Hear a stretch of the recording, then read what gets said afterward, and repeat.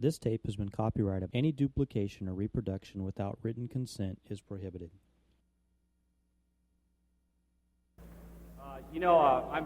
I can't tell you how excited I am about this company right now, where we're headed. I've heard so many, in the past year or so, a lot of bitchers and moaners and complainers. One of the reasons that people haven't done well, if you haven't done well, it's your thinking. That's it. I mean, it's not the company. Ain't nothing wrong with the company. I'm sitting up here. My hierarchy's exploding. People making money, and still people want to blame the company for, hey, you know what? I just want to end that right now. Forget it. It's you, all right? If it's going to happen, it's going to be you. It has nothing to do. The company's always been great. It's getting better all the time. If you're going to make it, you got to get this thing right between your ears geared right. That's really our major issue. Our major problem is us. So once we get a hold, we really can control ourselves, and we have a chance to win. Wouldn't you agree? Okay. I want to talk to you a little bit about how to build a base shop. First thing is anybody can build a base shop. I don't care where you're at right now. I don't care if you have 2 people, no people, you did no premium last month, you did $20,000. You can build a big base shop. Anybody can do it. There's some things you're going to have to do to build a big base shop, but you can do it. I don't care what city you're in, where you're located, all that stuff has nothing to do with you, whether you can or cannot build a base shop. Now, one of the things that I found out is I think you need to ask a few questions. Why should you build a big base shop? Well, number one, and I think probably the number reason I built a big base shop is for financial security. Anybody here security conscious at all? I am very, very security conscious. And I saw that the only way that I could have a lot of security from a financial standpoint in this business is to build a big base shop, because that's the only part of your business that you can ever control fully. I know a lot of people in the past have talked about, build a hierarchy and override your hierarchy and manage your hierarchy. That's a bunch of crap, in my opinion, all right? Maybe I'll step on some toes, but I don't care. You cannot build a big hierarchy without a big base shop, and you need to be thinking about it all the time. Number two, the big reason is that you get a lot of recognition when you build a big base shop. If you notice, a lot of our people are getting a lot of recognition, and you'll notice that, I think, even more tonight and tomorrow. And the reason is they have big base shops, like Jorge and Sandy Benitez, or Rick Susie, obviously, right? Or Gary McCrumman, or George Verdugo, or Gary Cornegay. I mean, some of these people that have built base shops, they're going to get a lot of recognition, and if they continue to build big base shops, they're going to get more recognition. If they stop doing it, they're not going to get any, especially in my hierarchy. So that's a big reason, because most of us are recognition motivated, aren't we? I know I am. I mean, I like being up here speaking. I mean, that was one of my dreams, was to have a chance to speak in front of large groups like this. And I knew the only way that I could do that is to build a big base shop. So if you're sitting in the audience, you're saying, wow, I'd sure like to do that someday, you ain't going to do it unless you build a big base shop, okay? You're just not. It's not going to happen. You're always going to be sitting in the crowd. No one's going to know who you are. You're going to keep walking in all these crowds, and nobody will notice you. Like most of you are walking in these crowds right here, and nobody knows who you are, right? Ain't that a something, huh? Well, if you build a big base shop, that'll change.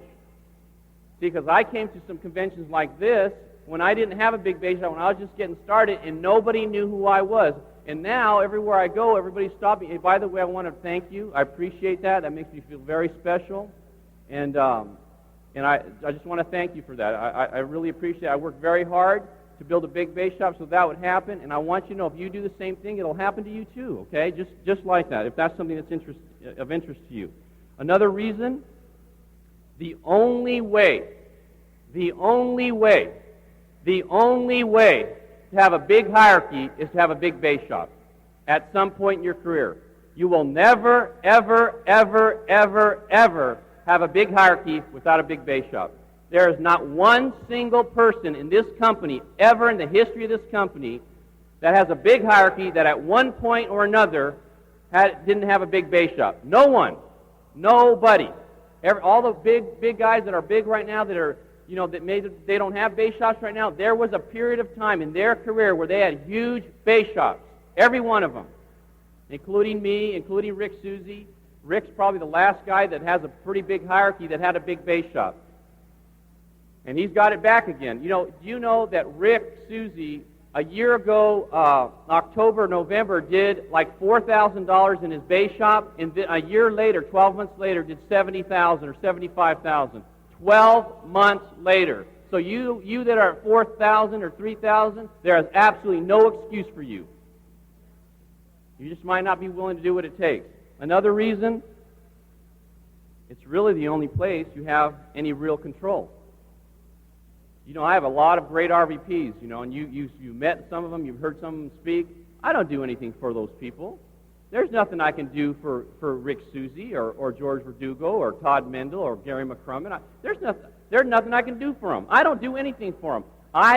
The way I've always built my business is through an example. All I can do is continue to build a base shop and try to set an example, make money, save money, but you don't ever really do anything for your RVPs. I know a lot of you want to think that you do, but you don't. They do it themselves. Yeah, I talk to them on the phone all the time, and sometimes I help them with their thinking a little bit, and sometimes I coach them a little bit, but I don't really do anything for them. Where you really help people the most is those greenies that are coming up, that don't know nothing about nothing, and you work with them, you develop and you teach them, you train them, you help them get independent. Once they become an RVP, they shouldn't need you that much, except for maybe a little bit of counsel every now and then, and maybe to pick them up when they're a little bit down. But you really don't do anything for them. And anybody that tells you that, they're full of it. I have the best RVP basin first in the country. And I'm telling you right now, I don't do anything for them. But you know what? My base shop, I do. And same thing holds true for our RVPs. So, the other thing also is you can't ever get your RVPs to do anything unless you have a big base shop. You can't get them to do it. They won't do anything. Because your people always do what you do. They don't do what you say. They don't do what you tell them. They do what you do. Let me just this is a real key thing. In order if you're ever going to have a big base shop, you have to do this. You have to get wide. What does wide mean? This is how most people look. Let's say this is you. Can you see that at all? This is how most people look. They look like this. And this person does 8 sales, this person does 2 sales, this person does 1 sale, and you do 4 sales, okay? Now what does that equal to? That's 15 sales a month, right? This is how most people's base shops look in this company right now. Maybe not even that good. Okay, but that's how they look. Now, who runs this base shop right here? This guy or this gal. This person that does the 8 sales a month runs that base shop. They control it. Not this person, this person. And if you're this person, that is not a good thing. You are totally out of control when this happens, all right? You don't want it to look like that. That's dangerous, all right? Because what happens, you see, if this person decides to take the month off, let's say they go on vacation, or they just, whatever, and a lot of different reasons, they get in a car accident, they get in a fight with their wife, they're having marital problems. I mean, how many different things could happen to somebody, right? Like a million different things, right, that you don't have any control over. Now look, this person goes in the tank, and now all of a sudden, instead of doing 15 sales, you're doing what? 7 sales. So what happens to your income? Goes down the toilet. All of a sudden, your income is in the toilet. It's half or less than half of what it was the month prior. That's why most of your incomes go like this, and your business go like this, because you look like that. That's a very dangerous place to be. The other thing is, this person can't grow because he doesn't have or she doesn't have any competition. All right? That's a real dangerous situation. Not to mention, you can't ever get this person to do anything. They won't listen to you because this person thinks they're better than you. And if you don't think that's a real problem, you better wake up and smell the coffee. Like Rick had a great month last month, and he's had better months than that before in the past, right? One of the reasons I was able to help Rick do better when I was, in the throes of building a base shop, and he was building a base shop, every month he was trying to beat me. I wouldn't let him beat me. I would work like crazy not to, because I knew the only way I could get the most out of Rick Susie is to stay ahead of him.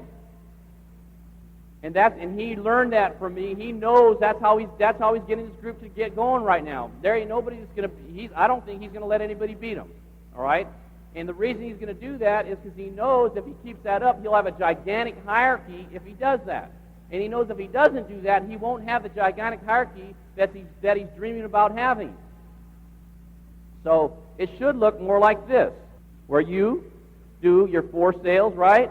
This person does 8, this person does 2, this person does 1, this person does 0, this person does 3, this person does 6, this person does 1, this person does 5, this person does 0, 0, 3, 2, 1. All right? So who's a math whiz here? It's 4, that's 12, that's 14, 15, 18, 24, 25, 30, 36. What is that? 36, right? That's 36 sales.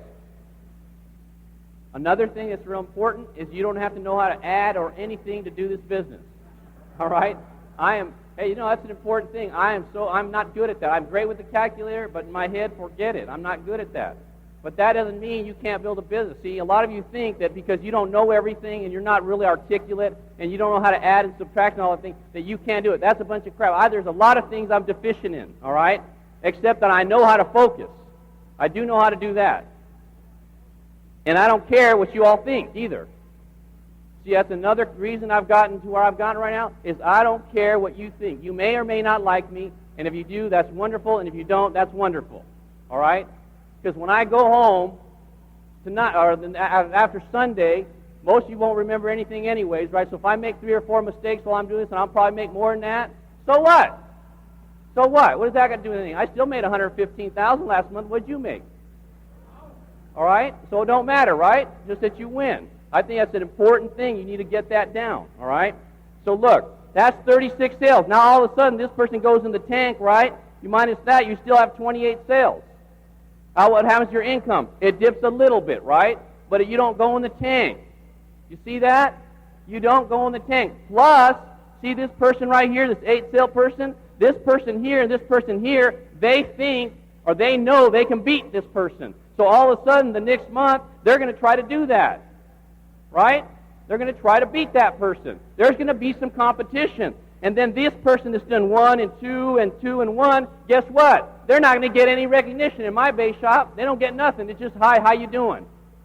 They get basically kind of ignored a little bit. And if they have any kind of guts, right, if they're the right kind of person, they can't stand that.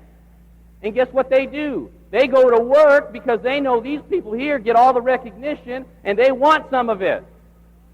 See, there's nothing you can do to get anybody to do anything yourself. Somebody says, how do you get people to do anything? I don't know how you get them to do it. I don't know how to do that. All I know is if I can get some people going and create some competition, all of a sudden I got it going.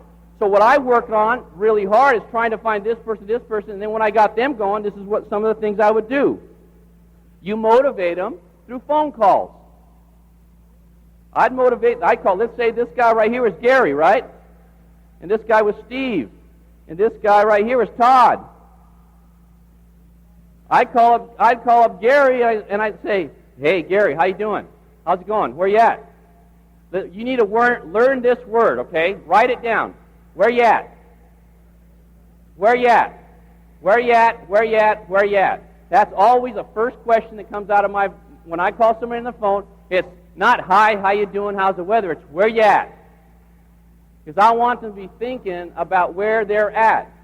Somebody's got to keep them focused on where they're at because they start wandering, all right? So it's, Gary, where are you at? Oh, I'm at 5 sales. Hey, that's great, man. You're having a great month. Hey, I just talked to Steve, and Steve's at 8 sales. Hey, things are going great. We're going to have a great month. Hey, listen, I'll talk to you later. And Gary's going, oh. He's got the knife in his heart, right? He's totally, all of a sudden, because Gary's competitive, right? And maybe Gary was thinking about taking the night off or taking Saturday off, and all of a sudden he finds out he's 2 behind, right? So what does Gary do? Forget about the day off. He ain't taking the day off. He's behind. Now, I don't have to tell him, hey, Gary, you got to get it going, because if you don't, Steve's going to beat you. You don't have to do all that. All you have to do is tell him where the other person's at, and if they're competitive and I already know he is, he'll get after it. And if he doesn't get after it, at some point he's going to go away anyways, and I don't need to waste my time. And then I call up Todd, and I say, hey, Todd, so how you doing, man? So what's happening? How's business going? Oh, it's going great, man. Recruited 3 people, We got, 3 sales in. I'm really excited. Hey, that's fantastic. I just talked to Gary. Gary's at 6 sales. And he's got 5 recruits this month. Man, we're going to have a great month in the base shop. I'm really excited about that. Hey, listen, man, I'll talk to you later. And then Todd is dying, right? Now, all of a sudden, Todd's trying to kill Gary, and Gary's trying to kill Steve, and, and then I got the same thing going here. That's how you do it. It's very simple. I learned that with a guy named Mike Sharp. Mike used to do that to me all the time. He used to always, I'd call him, hey, how's it going? Or he'd call me up, and I'd say, oh, it's going great, man. We're having the best month ever. We're at 45 sales. And he'd say, hey, that's great, man. You're going to have a great month. I'm proud of you. Hey, by the way, I just talked to Kim Perrin. He's at 60 sales, man. He's got all 50 recruits. And I'd go, oh, my God. I'd be practically dying, right? Because I'm a competitive guy. It used to kill me to hear that, see? But I wasn't the kind of, well, he's just doing that to make me mad. I didn't care. I didn't want to lose. So then what would I do? Man, I'd get on the phone. I'd start calling all my guys. Man, I'd make sure I'd get on the phone. I'd stay on the phone for 2 hours. What do you got going? And try to catch up. And that's what your people that are competitive will do. You don't have to tell them to do it. They'll do it. And if they don't do it, they'll go away some point, okay? And those are the people you focus on. And those are the people that I focused on. So the bottom line is this, okay? What I hear a lot of people, you cannot recognize people that aren't doing anything. Rick said something earlier about not giving away your bonuses and stuff like that. Anybody that gives away their bonus money to their base shop people is in my opinion, not a very smart business person. You don't give away anything. You know what? People will die for something like this.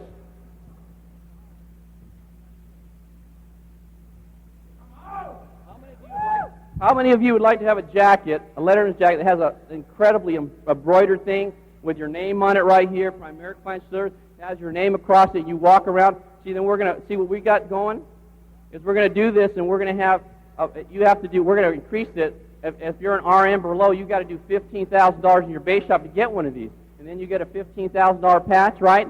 I'm telling you, this jacket right here costs probably $175 or something like that. They will kill themselves for a jacket like that. And you can give them $100 or $200. It's not the same. And if they go kill themselves and they do it, they'll make more money, won't they? That's the whole idea. You don't have to give them money. Don't do that. That's a dumb thing to do, all right?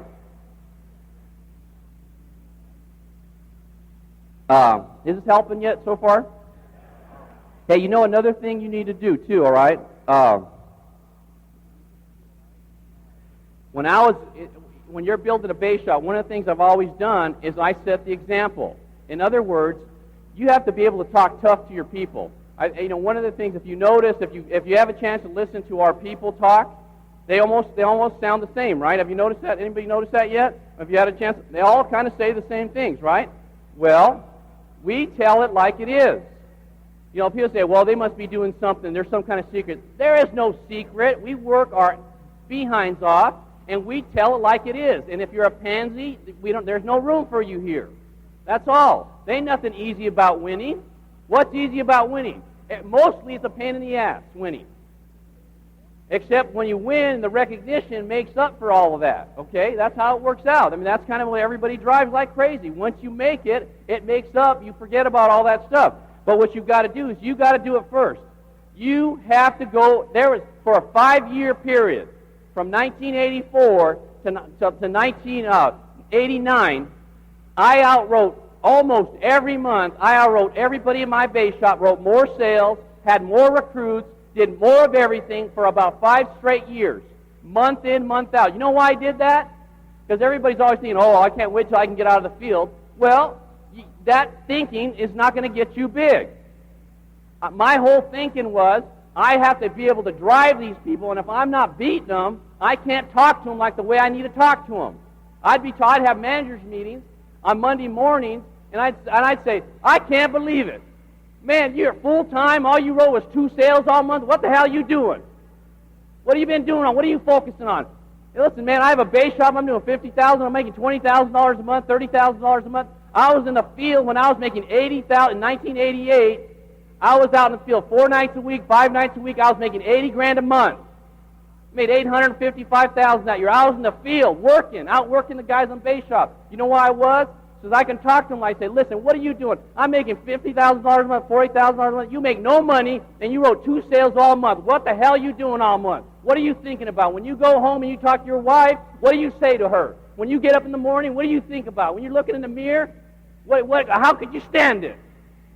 Get going, get to work. And I talk to people like that, and somebody's saying, well, I don't want to talk to my people like that. They might quit. Okay, well, I either want to get them going or get them going. Because if I have to look at their sorry face that's right there sitting all depressed, down depressed, the reason it's like that is they don't work. Hey, listen, some of the things I did, these are some of the things you got to do to build a base shop. I used to drive to a place called Santa Maria, which is 3.5, 4 hours from my house. I'd leave on Sunday, go stay at this guy named Sam Bannick's house, who's not even in the business anymore, take my little overhead, right? I'd rent a little room to do an op meeting on a Monday night, do training, try to recruit people for him, right? I had a base shop. I didn't have that big of a base shop. I was probably doing $15,000, $20,000, $30,000 a month. I'd drive up there, do that. Nobody show up to the damn meeting, right? Only people that were already in the business. I spent that money, drove up there. I'd get in my car. I'd put my thing in. About 10 o'clock, I'd start driving home. About 1 o'clock in the morning, I couldn't stay awake. I'd pull over, park in a Denny's restaurant parking lot, call my wife and say, hey, Jan, I'm just too tired. I can't drive. I'm going to go to sleep for a couple hours. I go to sleep, right, wake up 2 hours later, 3 hours later, drive home, sleep for a couple more hours, go do a Monday morning management and talk to them like I just was talking. Because I was working my behind off, I could do that. But if I was sitting home, not out doing it, you can't talk like that to people. I didn't have any problem pushing people because I was pushing me like nobody would work. See, that was one of the ways I got this thing going. Now, you might not want to hear that because, that involves work. But I'm sorry, I don't know any other way to do it. If there was, I'd do it.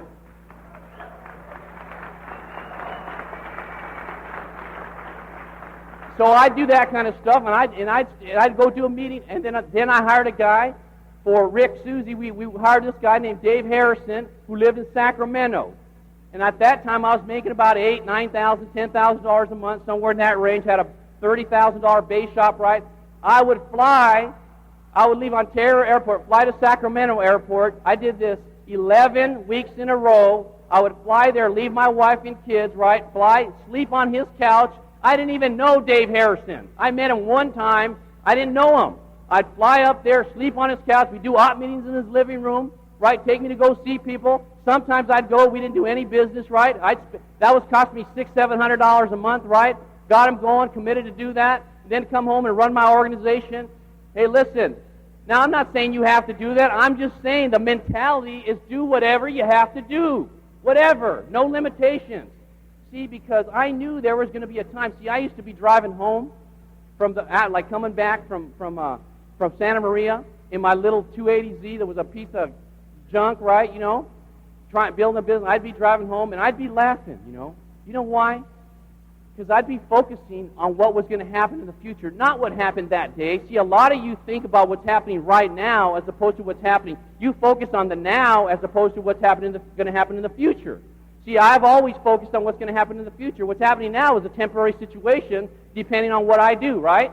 Just like with you. Your situation right now, it's not permanent. It's temporary. It's either going to get better or worse depending on the actions that you take. That's the way it is. So I knew I was taking massive action, so I knew it was going to get better, right? And I could see and I'd drive by a Mercedes-Benz or something. I said, man, I'd laugh. I'd look and I'd smile. I'd go, man, I'm going to have one of those. I could already picture I'm going to have one of those. Or I think about that home that Jan and I would drive by, right? Beautiful homes and stuff we would go look at. Like everybody do that? Drive to those nice neighborhoods? Anybody do that? Everybody does that, right? And I'd be thinking about that. Man, this is going to be so worth it. I know nobody showed up, but that's okay. And I'd be thinking about where I was going and not where I was at. By the way, how many people drive by your house? That means you got to get to work. So you need to be tough on them. You need to be direct. Listen, most of you in here don't work. You don't. I know you don't. You don't even have to tell me. All I have to do is look at your numbers. You don't work. I know you want to work and you think about it, but you don't do it. That's a fact, okay? The fact is most of you don't make any money because you don't work. And some of you going, some of you might be getting upset at that. Well, that's good. I'm trying to get you upset. Because as long as you're comfortable, you won't do a damn thing. You need to get uncomfortable. Hey, listen, I was telling my guys, these meetings pump me up like you can't believe. I'm already ready to go home. Talking to everybody, I can't wait to go home and get after it and start beating. I mean, we're winning right now, but we ain't doing nothing compared to what we can do. None of us are. None of us in this room, including me. I'm as guilty as anybody else. This stuff, this should motivate the heck out of you, just being here. Look at all these people right here. Everybody that's sitting next to you wants to beat you. I know everybody's thinking, well, Hector ain't that good. I can get him. Hey, listen, that's good. Let's do it. Let's get after it. That's what I want to happen. That's one of the things we got to do. We got to get competitive, all right? We need to have that happen again in our company. It was the most, when I first came in, when everybody was competing and trying to beat each other, it was the most fun, coming to the meetings and talking to all the different people, talking to Jerry Byer, talking to, all these guys. They had base shops and going, and everybody's trying to be, hey, listen, all those guys, I respect the heck out of everybody. I love them. I love being around them. But I still want to beat them, right? And I know they want to beat me, and that's okay. That's a healthy thing, Now, another thing you need to do is you need to teach the fundamentals. You see, I think maybe an edge that we might have, is we're incredibly fundamentally sound. Our organization is very, very strong. If you notice, if you watch the leaders' bulletins, you look at code numbers versus premium, we're the best in the company. That's not my bragging. That's a fact. That's the fact. The reason for that is that our people are fundamentally strong. They know how to destroy cash value, universal life, variable life. They know how it works inside and out. They know how it works better than the people selling it. I make sure of that. We make sure of that in our meetings. They know how it works, so that when they get in a situation across the kitchen table, we eat them up. Our reps do that. Our sales leaders do that. Every Saturday we hammer that issue. Train like crazy. And then what I do in my base shop, once a month, I have an extra training on a Friday night from 2 to 10 o'clock. I'm from 7 o'clock to maybe 10 o'clock, and we go over those things one more time. And you know what? People say, well, how could you go over the same things? Because you need to get this stuff down so it's reflexive. So you don't have to think about it. When you're in front of a client, they say something, you can just, it's a reflexive response instead of going, I'll find out and I'll get back to you. That don't cut it. Right? You got to know it. So the only way to do that is repetition, right? Over and over and over and over. And you know what? A lot of people get bored doing it over and over. I still do a Monday morning managers meeting, which I lead. I do a Tuesday night op meeting, which recently I've been doing the whole damn thing myself every Tuesday night. I do a Saturday morning training meeting, from 8 to 10 that I lead, and then I speak at another one from 10 to 10:45 usually. And I do that myself. And then I fly to Vegas, and I do an op meeting on Wednesday night there. Hey, listen, that's how you get big. You say, I don't want to work like that. Well, then you don't want to win like I want to win, because I'll do it. See, and it's no secret. I'm telling you what I'm doing. I'm getting after it like nobody else is willing to get after it, and been doing that for the last 2 years. And everybody was thinking about what they should do. See, some of you still haven't got after it. You need to get after it right now. You got to quit thinking about what you got to do, and you got to get active. Right now. Stop putting it off. Hey, you know what? Have you noticed that regardless of what the times are, there's always somebody winning and somebody losing? Have you all noticed that yet? Like the last 2 years, a lot of people losing, but there's still some people winning. And I don't care. If you look in this area here, we're in Fort Worth, right? There's a lot of people that live in, is there some slums or some ghettos or something in this area? What do you think? Absolutely. Is there some nice areas where people live in $1 million homes or $500,000 homes? Absolutely. So what's different? Why do some people don't make it and some people make it? Because they make different choices. See, when they get confronted with whatever, the challenges of life, they make different choices. That's what makes them different. We all get confronted with the same types of things. Except when I was driving home after nobody showed up at those meetings, right? My choice was not to say, oh, Hector, poor, pitiful me, everything goes wrong for me, I can't believe it, I'm such a loser. I said, hey, listen, I learned a lot from that. What do I got to do so that next time this doesn't happen? How can I get better so I can get more people there? How can I teach that guy to know how to invite people so they do a better job? Instead of bitching and complaining. I was always asking questions, how could I get better? And that's one of the things you got to do. And plus, when you're building a base shop, it doesn't happen overnight. Hey, listen, I'm not an overnight superstar. The first 3 years in the business, I was a nobody. In 1984, I was paid $18,000. I did nothing, okay? In 1985, I made $35,000. The key is, this was a pivotal year for me. In 1980, see, because in 84 I was part-time and I made $55,000 at my regular job. So combined, I made $73,000, right? You see that? But the next year I went full-time and made $35,000 and paid out probably around $7,000 in reimbursement, so I actually made about $28,000. So what happened to my income in 1985? Went down the toilet. But you know what didn't go down the toilet? My attitude. What I thought about. Because I wasn't thinking about 85. I was thinking about 86 and 87 and where I was going to be and what I was going to build. And that's what I sold everybody when I was trying to build that base shop. So in 86, I made $86,000 in 1986. And I just kept doing it. Then I hired a guy named Rick Susie that year, and Gary McCrummon, and Todd Mendel, and Dennis Lang, and Verdugo, and some of these guys. Because, you know, the first 2 years I wasn't worth a crap, so I couldn't hire anybody. But I got better. See, I never stopped working at getting better. And then in 86, it started turning around for me. Did I make any money the first 3 years? I didn't make no money. 18, 35, 86, so that averaged out to about $40,000 a year. And I was making $50,000 in my job. Right? I could have, in 1985, I could have said, well, this ain't worth it. I'm making less money than I was making before. I'm going to go back in the jewelry business. Go do that. I didn't do that. I said, you know what? That's a temporary situation. This long range has tremendous potential. If I do what I need to do, if I recruit enough people, if I become a good enough leader, if I do the things I need to do, then I'll change that. It's not, and I did it. I made 86. But then in 1987, all that stuff, all that work, the diligence, never letting up, staying focused, right, being tough, talking to my people like that, you know, letting them know I was going somewhere, that they can count on me. See, a lot of the reasons some of you aren't getting going, your people aren't sure that they can count on you yet. They don't know if you're that tough.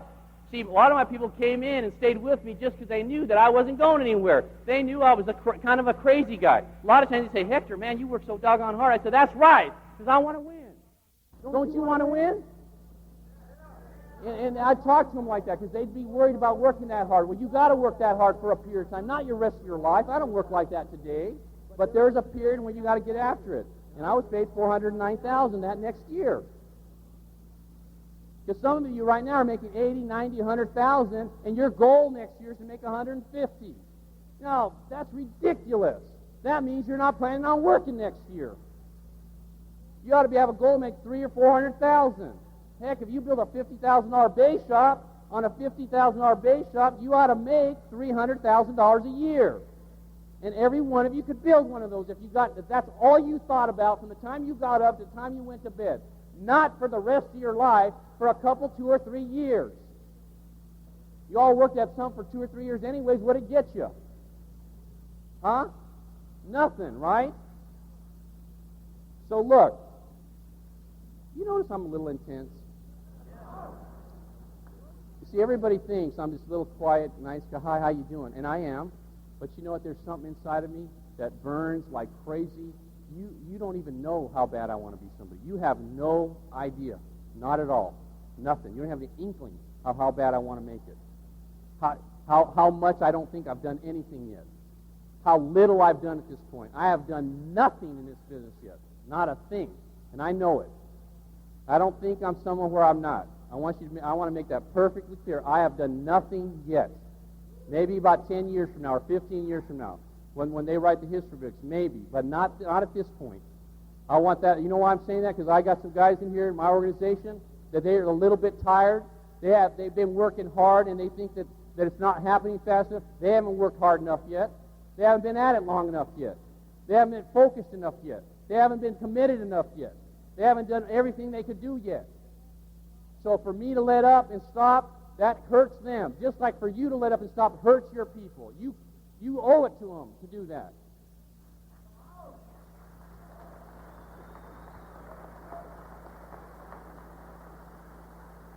Hey, listen, but you know what? It doesn't happen overnight, and you don't have to be a superstar. It didn't happen overnight for me, but you know what? This is the way you need to look at it. Let's take this, okay? Let's say we're in, let's say January, okay? January, February, March, April, May, June, July, August, September, October, November, December, January, February, March, April, May, June, July, August, September, October, November. All right, that's 24 months, right? So let's say you're doing 2 sales here, and all you need to focus on. I know you're going to go away being eaten up by the competition. You want to win so bad, it just drives you crazy, right? I mean, some of you you're like almost depressed about the competition. Listen, I never let somebody beat me worry me.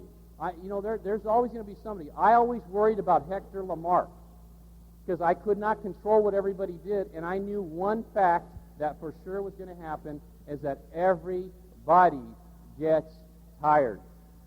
Not almost everybody. Everybody gets tired. Everybody. And if I can control that part of me, I'll catch everybody at some point. I don't know when it's going to be. Might be a year, 2, 5, 7, 8, 10, 12, but I'll get them because they will get tired. They'll blink. They'll look the other direction, and then as soon as they do that, boom, I'm right by them. That's always I looked at this thing. So it doesn't matter where you're at right now. In 1986, I was nowhere. Look, now we're the belle of the ball, right? And I know I ain't going to stay the belle of the ball unless I stay intense.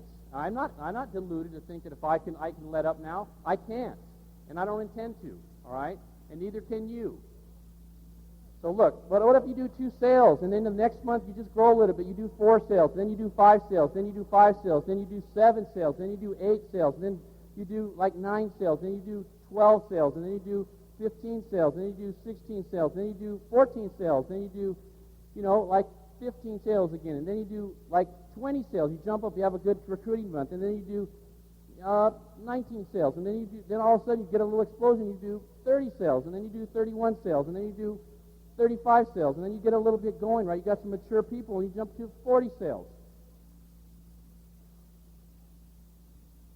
Times 600 is 24,000 times, say, 40% should be your average override. If you're working, you have a newer base shop, which would be, how much would that be? About $9,000, right? Huh? Okay, we'll round it down to 9,000, and your earn should be about, let's say, what, 1,000? Say $1,000, and your fans is about 500. And if you have smart, you should be making $500 there, and a bonus on 24,000 should probably be about at least 4,000 at least, somewhere in that range. And what do you got going there? You got, 15,000 times 12 is almost $200,000 a year.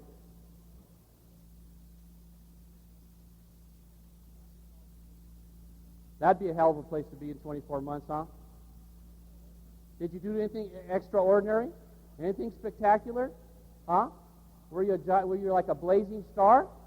No, you don't have to be. That's what I'm trying to. You don't have to be a superstar. If you're diligent and you see the thing that we've always done. And Rick, Susie, and I we're blessed that we were part of a business before where they got us to focus on growth like you can't believe. How many of you heard that a speech I did in New Orleans? Right, a few of you, right? Our boss used to call us 5 times a day and say, "Where are you at?" That's where we got that from. Where are you at?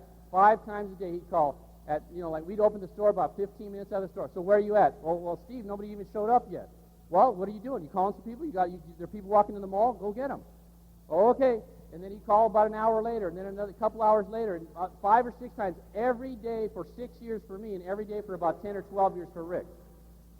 Every day, right? So what happened is we developed a habit of focusing on getting something done all the time. That's a habit. I didn't have that before I got in business. See, a lot of you don't have that habit right now. That's why you don't do well. You're not focused all day long. You're focused in spurts, 3 days a week. You can't get it going doing it like that. You got to be focused all the time. So it's been a habit with us. The other thing is we used to have to come into the store. I'd come into the store every day in the jewelry business, and I'd open up my notebook that had the business that we did the year before. That day, like that day, let's say today is, what's the date today? The 5th, right? I would look at the book and say, December 5th, 1990, we did $5,000 in business that day. And I go, okay, well, I automatically know my goal is to grow 20%. What does that mean? I have to do 6,000, right? And the minimum I could grow would be 10%, which would be 5,500. So I had to grow that much, right? So what we did, we focused on growth. That was the focus. So from the time I hit the floor to the time I left that night, all I focused on is how can I get 6,000, and I'll settle for 5,500. So we focused on growth every day, right? Most of you don't focus on growth. So when I got in the business, all I focused on is can I make it grow this month? Like last month, we did $992,000 in business. So all month in November, all I thought about is I got to do more than $992,000 in my hierarchy. So we did $1,000,001. Okay? But all month, all I was thinking about is how can we grow over last month? Because if I can continue to do that for the next 10 years, what kind of business will I have? Unbelievable. And even like this, look at that. That's 24 months. So another thing that I've always done, all right, to get my base shop going, is I've had contests, and you want to have contests because people don't work for money. Have you noticed that yet? They know that if they go write 10 sales, they'll make money, right? But they won't do it for the money. But if you say you could win a jacket, they'll go write 10 sales. It's amazing how that works, okay? But that's how humans are, right? So you need a focus. Kind of contests I would have is stuff like steak and beans, right? Nothing unbelievable. Steak and beans contest, you know what that is, right? Or we'd have a matchup contest where we match each other people up. And then what we do is you make sure you post it in where everybody can see it when they walk in your office. And you keep them all accountable. So that if they do no business, you put big zeros, so you embarrass them, right? And if they do a lot, then you have stars or something to show what they're doing. And if they have any kind of competitive juices, they can't stand to have zeros. I'd come in, if I see my name in there, and if there was a zero, it would drive me nuts. I would go do whatever I had to do so that I wouldn't be embarrassed, right? That's how people get going that way. The other thing is you need to keep them super accountable. See, you need to keep people very, very accountable. Like what I would always do, what you should do in your base shop is you should get their numbers, what they're going to do at the beginning of the month, what their goal is, how they plan on doing it, and when you set up the goals, if you have a guy that's doing 2 sales a month and he says he's going to do 20 sales this month, then you've got to take him aside and say, wait a second, let's reevaluate. Do you understand it's going to take you how many appointments you're going to have to do 20 sales? To do 20 sales, you're going to need 40 appointments, and you're part-time. You're not going to get 40 appointments in. Let's rearrange that so that it stretches you. You've been 2 and 2. You probably could do 8 or 10. All right, they're realistic because I want you to make a goal that I am going to hold you accountable to. That when I call you, I'm going to expect you to do it. All right, not something that's some pie in the sky goal. I want you to make sure you're going to do it because I'm going to be on your butt to make sure you get it done. So you have them set up goals at the beginning of the month, and then what you do, you break it down into quarters. Each week is a quarter, right? And you're calling them all the time. At the end of the week, you ask them, where are you at, right? What do you got? What do you have in? So if their goal was 4 sales, they should have 1. If their goal was 10 sales, they should have 2 or 3 sales, right? And if it was 10 and they have 1 sale, then you got to say, hey, listen, John, you told me you were going to do 10 sales. You're behind a sale and a half right now. What are you going to do? What do you have planned? What do you got going to make that up this next week? Because this next week, you're going to have to do 4 or 5 sales. Do you have that set up? It's already Saturday. What do you got set up for Monday, Wednesday, Thursday, Friday, Saturday of the next week? What do you got going? Because I want to make sure that they do it, right? And then what you do also in that same situation, you'll sometimes have people that set a goal of, say they set a goal of 8 sales. But after the first week, they've already got 4 sales in. Right? That happens sometimes. So what we do right then is we say, listen, Joe, you've got 4 sales in already.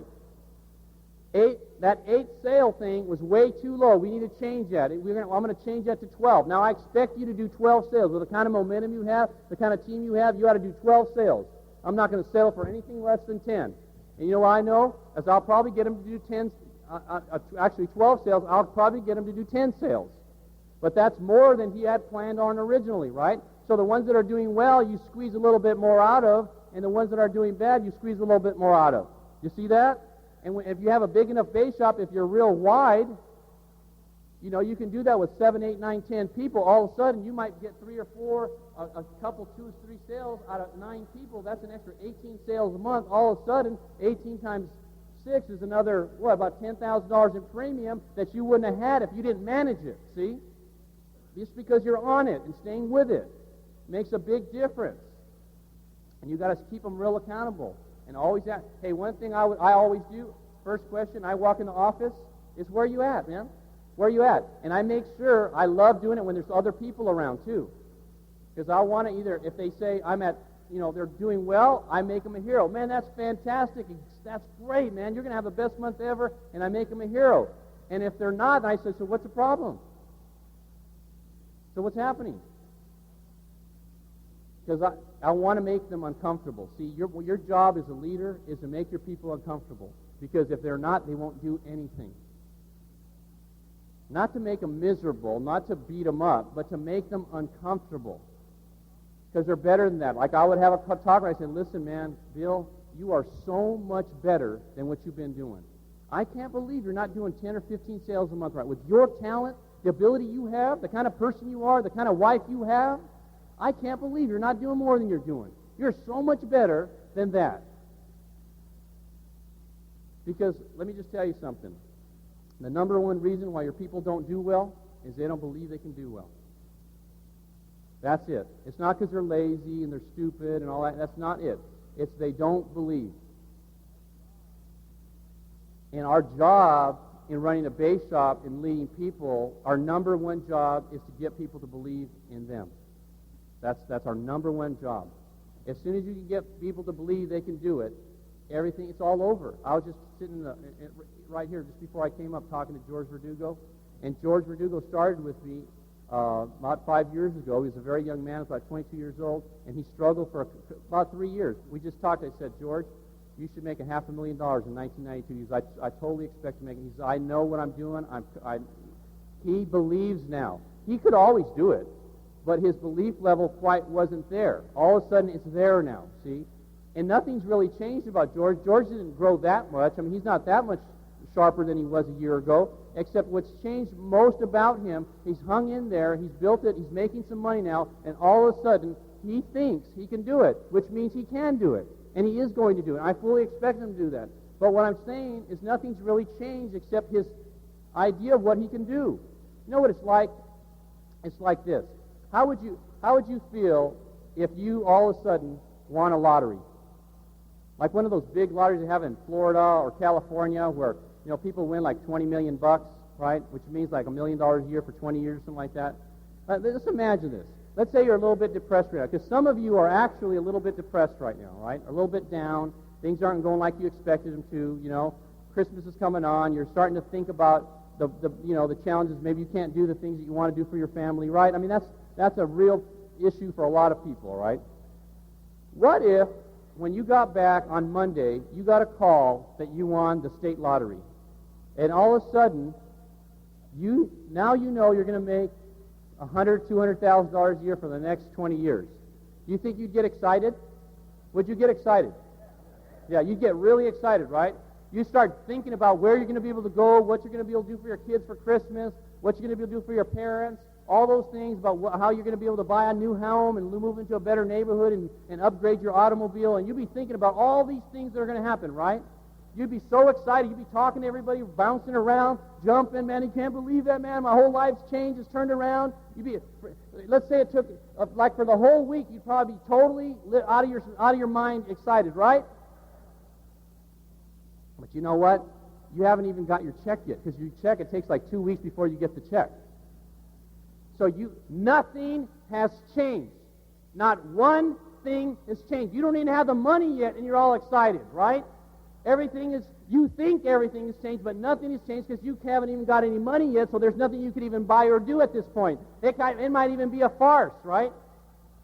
It might be a bad joke. But you know what? Your whole attitude, your outlook on life, how you look at the future, how you perceive yourself, all those things have changed instantly, right? The minute it happens, it changes. But nothing has changed. Folks, that's how powerful your mind is. It doesn't even have to be real for you to get excited. It doesn't have to even be there for you to be excited. That's how I was about this business before it happened for me. I was just like that. I thought I won the lottery because I knew it was going to happen. I was looking at the future. I knew it. Folks, you have the same ability to do that. Every one of us does. Except that we tend to focus on what's wrong.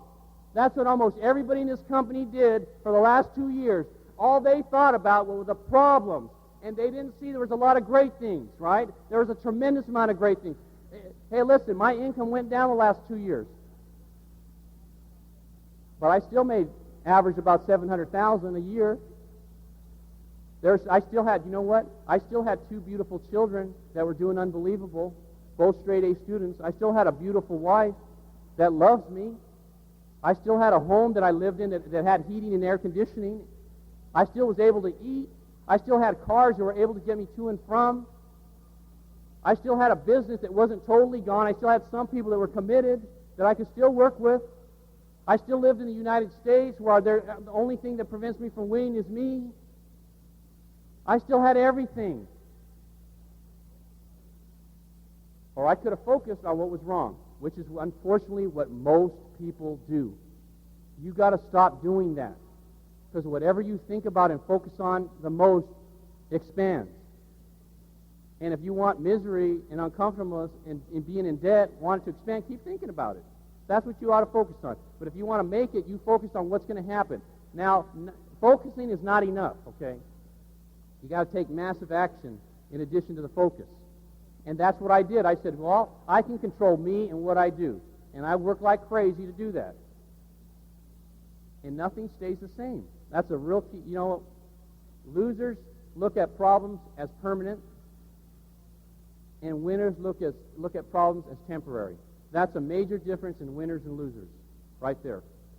Winners look at problems as temporary, everything's temporary, and losers look at them as permanent, devastating. It's the end of the world for them, right? Oh my God, I can't believe this only happens to me, right? You got to change that.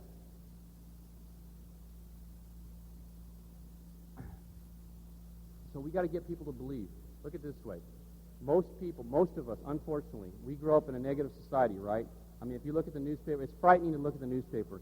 Every now and then I do watch the news on TV if something comes up, and Jan and I, my wife, we sit there, we watch it, we absolutely crack up at how unbelievably negative it is. Every single story, like 97 or 8% of anything that comes on the news, on newscast, is negative.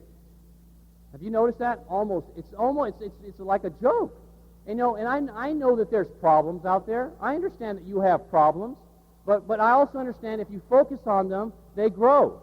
So what I do is I'm not this Pollyanna. You know, a lot of guys make fun of me because I'm positive. I'm always positive. I'm ridiculously positive because I made a commitment to me that I was going to be the most positive human being that I ever met. That was a commitment I made to me, not to my wife, not to my kids, to me. That was a commitment that I made to look at everything as somehow potentially helping me. I made that commitment. So a lot of times I've heard people say, well, you could shoot Hector in the head and he'd find a way to make that positive. That's right. I would. I'd figure out a doggone way to make that work for me. Somehow I would. And you might say, well, that's easy to say. Well, it's not easy to do. I'm not telling you it's easy to do. There ain't nothing easy about being positive in this world. There's always something tearing at us to make us think the other way. But you know what? That's probably that guy, that bad guy that lives down below us or whatever you want to think, that's trying to get us going that way. That's kind of how I think. I'm not going to let him do that to me. I'm not going to let him get at me. There's no way. I'm going to fight like hell to beat that. And what you do is you start focusing on that, and you get your people focusing on it, and you get and you know what happens when you do that? Everything good comes from being positive. You need to create an environment in your base shop. You know why a lot of people don't come back to your meetings and a lot of people don't hang in there? Because it's not totally positive at your place. They did the Entertainment Weekly did a survey, and they surveyed people on why they go to see movies. 87% of the people that go see movies go to laugh. What does laughing do for us? It makes us feel better, right? So what does everybody want to feel better?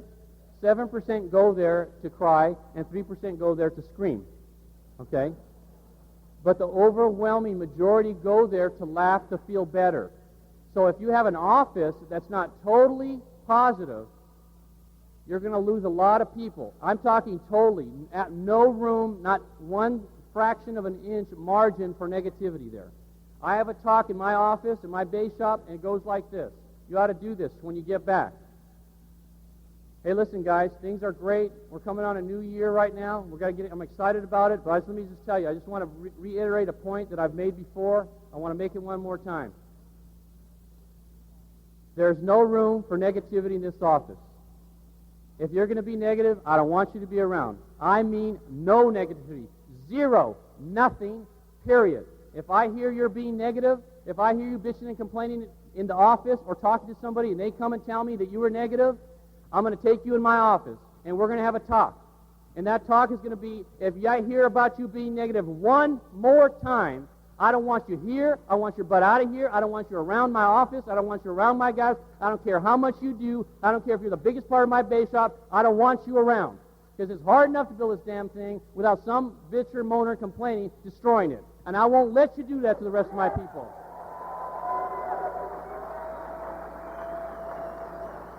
I won't let you do that.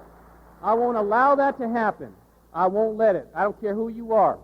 And you don't think I have that talk? You ask my guys if I don't have that talk. Now, I'm not saying you're not going to have some problems and everything's not going to be perfect, but if you have a problem, you say, Hector, I need to talk to you. Let's go in the office. There's something that's coming up, and I need some help on it. I want to get it fixed. Because, see, listen, I have a goal. I want to build something big. I want to build something gigantic, and I know that we can't do it with people like that. We can't do it where there's tearing down going on. We can't do it. And that's where our company's at right now, folks. Hey, if you're one of those people, we don't need you. You understand? You're more of a hindrance than a help. You know, I know sometimes you have a need to blow it out. Well, you know what? Go blow it out to your priest or your pastor or something like that, or your wife. But don't do it with your people. You're going to blow them out. They don't want to be there. They want to be involved in something that's positive, that's exciting. They want to come and get rejuvenated there. They want to have a place, a haven, where they know if they come there, they're going to feel better when they leave. That's how your base shop needs to be. A place where they feel better when they leave, not when they feel abused, but they feel better. It has to be that way. Listen, the future, I just want to say a few things about our company right now. I want you to know that I've had an opportunity recently to spend an awful lot of time with Pete and Judy Dawkins and some of the other key leaders, talking to them on the phone. I feel so good about where we're at right now, I can't begin to tell you. I know some of you still have a little bit of doubt yet. You shouldn't have any doubt. Hey, do something on faith. Get to work, okay? Get to work and do something great for your family. Forget about focus on building your people and helping them become more than they ever thought they were capable of becoming. Make that your focus. If you do that, your business, your income will grow, I promise you, all right? Another thing you need to do that I do a lot of is I teach people how to close sales, and I'm a fanatic about self-improvement. An absolute fanatic. And I know in the past that hasn't been the thing in this company, but I never listened to that when they were saying that before. I still did it anyways, which is one of the reasons we're doing well right now. It's not because I'm this great, magnificent leader. I mean, I'm not, okay? I'm a good leader. I live a good life. I work hard, but I'm not this extraordinary human being, all right? I grew up with 6 brothers and sisters, 2 parents, in a 1,000-square-foot home with 1 bathroom, with 5 women in that house. That's how I grew up. I didn't grow up in my dad was a laborer. I don't think he made more than about $1,400 a month his whole life, and my mom didn't work, okay? So you're not. I don't come from this special background. Listen, this is a place that's real special right now. It's very fragile. It could go either way right away. You notice how your business can go backwards and forwards immediately? It's so critical that you work on yourself and you develop yourself and you work on your thinking and you work on trying to become more than you are. Because, once you start making money, money doesn't mean anything anymore. Making money is not a big issue. We make a ridiculous amount of money. I save about 70-80% of my income every month. So I don't need that much money. So what drives a guy like me to keep going, right? Well, you know what? What drives me? My goal, totally, when I got in this business, was to develop people. That's what this thing is about.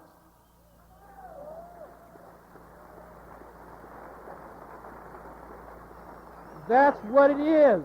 It's not about just you making it. It's about everybody else around you making it. You need to focus on that. We focus too damn much on us. If you focus on them, I get so much recognition, and my income's ridiculous because I focused on them, and I still do it. And I'm going to keep doing it because they got people. Hey, listen, I'm not letting up. I want you to know that. I am not letting up. This is a total window of opportunity. We got something so exciting happening right now. Every one of you can do it. Every single last. Is it going to be easy? Hell no, it's not going to be easy. It's going to be a total pain in the butt. But I promise you, if you don't let up and you stay focused and you work on yourself and you grow, it's going to be so worth it, you can't believe it. Thank you very much.